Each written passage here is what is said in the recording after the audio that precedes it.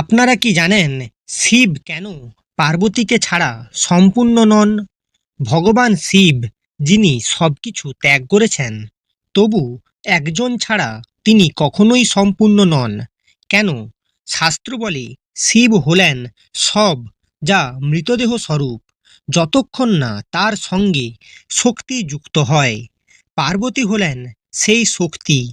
তিনি ছাড়া শিব নির্জীব ধ্যান, নিস্তব্ধ শূন্যতা।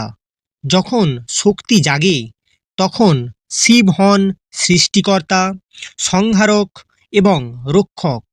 এই কারণেই জন্ম নেন অর্ধ নারীশ্বর রূপ, যেখানে শিব আর পার্বতী আলাদা নন, বরং একই সত্তার দুই অর্ধ। শাস্ত্র বলে শিব ছাড়া শক্তি অচল, শক্তি ছাড়া শিব সব, যা মৃতদেহ স্বরূপ। এই রহস্য শুধু দেবতার নয়, এটা তোমার ভেতরের সত্য।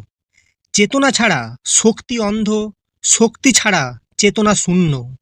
এই পুরাণ রহস্য যদি মন কাঁপায়, তবে লাইক করুন, সাবস্ক্রাইব করুন এবং কমেন্টে লিখুন হর হর মহাদেব।